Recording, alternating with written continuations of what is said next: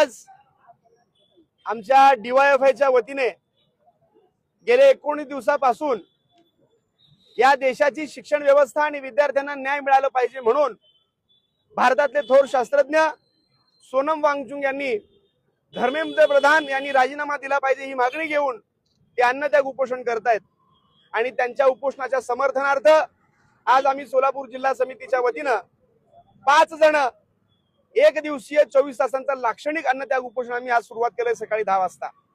आमची प्रमुख मागणी आहे, ज्या मागणीसाठी आज धर्मेंद्र प्रधानच्या राजीनाम्यासाठी सोनम वांगचुक यांनी आपलं बलिदान देण्यासाठी आत्माहुती देण्यासाठी त्या जंतर मंतरवरती थांबलेले आहेत, परंतु सरकार त्यांच्याकडे जात नाही। अत्यंत लाजिरवाणी गोष्ट आहे।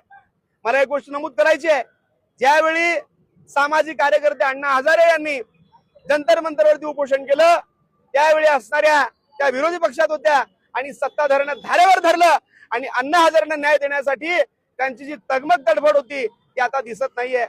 अहो, या देशामध्ये ज्यांना स्वप्न पाहिले डॉक्टर व्हायचं, वैद्यकीय सेवा करायची, लोकांना उत्तम आरोग्य द्यायचं, अशा स्वप्न असणाऱ्या विद्यार्थ्यांचं स्वप्न भंगलं आणि त्यांच्या स्वप्नाचा चकनाचूर झाला, तरी सुद्धा ही सरकार जबाबदारी घ्यायला तयार नाही आणि अत्यंत नामुष्कीनं आणि बेशरमपणाने लोक वागतायत। म्हणूनच जोपर्यंत धर्मेंद्र प्रधान राजीनामा देणार नाहीत तोपर्यंत हे आंदोलन जारी राहील।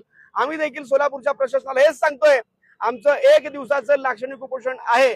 उद्या सकाळी 10 वाजेपर्यंत सरकारने आणि प्रशासनाने आमच्याकडे काहीतरी सकारात्मक जर त्यांनी काही पत्र दिलं तर आम्ही आंदोलन मागे घेऊ, नसेल तरी आंदोलन पुढे जारी राहील असं या ठिकाणी सांगतो।